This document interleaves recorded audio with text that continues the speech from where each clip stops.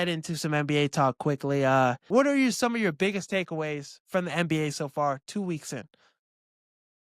So my biggest you I always got to give you two, but my biggest takeaways or biggest winners, man, the Bulls and the Spurs, man, those two teams look Spurs look phenomenal right dangerous. now. Spurs look dangerous. Those are two teams that I really didn't have too many expectations for. I had the Spurs as like a play-in team this year, especially with D Fox missing the first 10 or so games that he's going to miss. But man, Wemby looks like, one of the best players in the world right now. Scoring at will. He's not shooting as many threes. Last year, I think he averaged like 7 threes a game. This year, he's down to like averaging like 2, 3 attempts a game. He's dominating in the paint, blocking everything as we know he can do. And Steph Castle, man, he looks like he's gonna be the lead front runner for most improved. We'll see how D Fox impacts that when he comes back. But for now, he's killing, averaging over 20 a night. And then the Bulls, man, Josh Giddey. I mean, An he MVP. looks like that the MVP candidate. I mean, he looks like I know the Thunder. I know the Thunder won a championship getting Caruso. But I don't think Caruso's the reason they won a championship by any means. I think they won it without Caruso. The Bulls look like they won this trade based on individual performances. Bulls look great, and they still got to add Kobe White to that team. And it's crazy because at the time, I thought the Caruso trade was a fleece. I was like, the Bulls, this is all we get for Caruso, a guy that got played out of the playoffs. But so far, Josh Giddey has been phenomenal. We're seeing the same Josh Giddey we got from him from last season after the All-Star break, just going on a tear, just facilitating, scoring at will too, being a better scorer this season. And I just think this team is deep as hell. This is one of the deepest teams in the NBA. Patrick Williams is even making an impact off the bench. Vooch, I don't. He shot the game-winning three against the Sixers last night. 24-point comeback. Crazy. It was crazy to watch, man. And I mean, Joel Embiid is probably the reason why they came back. I mean, he in the first half he looked like Joel Embiid. In the second half, I mean, he didn't. He I think he might have scored 2 points, maybe 4 points max in the second half. Missed every shot he took. But yeah, I'm excited for the Bulls, man, and the Bulls fans. When they add Kobe White to this team, they could seriously be a dangerous team if they keep up the momentum. And it could be like, is this a fair comparison? Maybe it's too early. An Indiana Pacers team that's just got a lot of guys that's moving together for, Yeah, it's not, a big three or nothing. We don't have superstars on this team. Buzelis, maybe he could be that star, but probably not this season. yeah, and I mean that's what it comes down to. I mean the Thunder are doing it as well. I mean Shea is a superstar now, but I mean 3 years ago, they were barely scratching the surface of the playoffs. But they always played together. They were a high scoring team. And I think when Kobe White comes back to this team, man, I think they could unlock a new level of craziness, if you will, controlled chaos. Now, with this start, do you still trade Vooch? Or how should the Bulls move forward with that? I mean, it's hard to do anything to a team that's winning.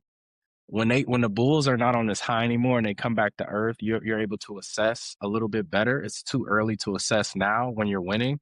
There's no way that you touch anything when you're winning. I mean, it's hard. It's seriously going to be hard to just bring in Kobe White and just start him from the first game because, I mean, you got almost the best record in basketball right now. How do you mess with that? So it's going to take a while to get him integrated. But now I would not think about trading Boost now, but that could look different in 30 days from now. I would wait until the season goes a little bit before you assess that. Mhm. That's fair. With this Bulls team, though, I mean, it's early, but things look good. How serious are you buying into this team? Could they be a top five seed by towards the playoffs when we get to the real bulk of things? In full transparency and honesty and analyzing basketball, No watching it, bias. I'm going to say no, they will not be a top five seed. This reminds me of the Utah Jazz about 2 seasons ago. They started the year off about 5 or 6-0. And after that, they went back to reality after that. I'm not saying the Bulls won't make the playoffs. I'm not saying the Bulls will be the Utah Jazz, but I don't I think teams are too talented, and I just don't see Mhm. the Bulls having that enough talent. Um, but they're playing together, so that's what matters most. So we'll see what it looks like. They are building something special nonetheless, but Yeah, it is hard to see the Sixers and the Bulls as the first 2 seeds in the East. I don't know how Yeah. realistic that is gonna be, but moving towards the Sixers, what are your thoughts on that team, and their start? Because they are starting pretty well to as well. The Sixers look phenomenal. Your boy VJ Edgecombe, your rookie of the year I prediction. I mean, told you. he's clear he's clear cut first place for rookie of the year, and number two isn't even close right now. In Cooper Flag. Tyrese Maxey looks like the best scorer in basketball, and it's officially his team now. I think so It's too. been Joel's team the last several years. Maxey's been taking the back seat. Maxey ain't taking the back seat to nobody. I mean, he's coming off the ball screen. He ain't even looking at Joel. He letting it go. Um, Leading the league in scoring right now, Tyrese Maxey. So they're only going to get better when they add Paul George to this team. So we'll see what they do. I think the Sixers. I think your prediction is starting to come to fruition a little bit. It's looking like a good prediction, man. So are you're more bought in and you're more like that it's more realistic that the Sixers have a top 5 seed and they're a team competing in the East and the Bulls. Oh my, 100%. Yeah, the Sixers will be a top five seed if they're healthy. They will be a top five seed. I don't think the Bulls will be a top five seed whether they're healthy or not. Top eight, sure, they can do it, but I don't see Bulls being top five. Sixers, absolutely. Yeah, Now, so it's they're gonna deep. be interesting to see with this team, the Sixers, VJ Edgecombe, Tyrese Maxey, those 2 guys are balling out of their mind. And then Jared McCain just came back last game, didn't really do too much, but should the Sixers invest into the youth or should they, keep this thing, the process going with Embiid? Like some people are talking about trading Embiid and stuff because the loss last night, him costing it kind of a little bit. What's your thoughts on that? And Paul George too, his ass. I think this year you stay pat this year. Um, I don't think you trade Embiid. I don't think you trade Paul George yet. Let's see what they look like first. Embiid, people got to realize that this dude is 7'2", 300 pounds, and he's had 5 knee surgeries, and it's going to take time for him to get back. He hasn't played basketball in over a year, so people have to give him a little bit of grace and understand that it takes time for a 300-pound human to get back into the rhythm. With Joel bad will be knees too. fine. Yeah, he'll be fine. He's never gonna be jumping high again and moving super fast, but he'll be okay. I mean, he goes out there, he's on a 20 to 25 minute restriction, and he's still putting up 20 plus points every single game. He'll be Easy. okay. Defensively, he'll be bad, but he had 4 blocks and 3 steals yesterday. Like he impacted the game positively yesterday. He had a couple bad plays offensively, but defensively he played, he played okay yesterday. And they still have Adam Bona, who had a big game against Yeah. Washington. The other Washington, I think he had 5 blocks. So they still have hmm players that can make up for Embiid and his, continuous like getting him back up to speed. So I think staying pat makes sense for this team. But as long as Embiid knows this is Maxi's team. Yeah, it's Max's team. He knows it. He knows it's Max's team. It's not Joel's, and it's everybody sees it, including him. He understands it. So I should have just changed my MVP to Maxi instead of Embiid. Then I would have Yeah, been cooking. What are your thoughts on the Lakers now? They're 6-2. They've had a nice start as well. Marcus Smart has been a great addition.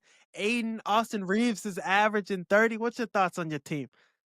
the Lakers look phenomenal, man, and I hate to say it, man, but I think that LeBron will probably mess up what they got going. I Damn. really do. I really do. I think that the Lakers are constructed around Luka or LeBron. I don't think both of them can be successful together and win a championship, in that starting role, unless, hear me out, unless LeBron is okay with sitting in the corner and just shooting spot up 3 pointers. Okay.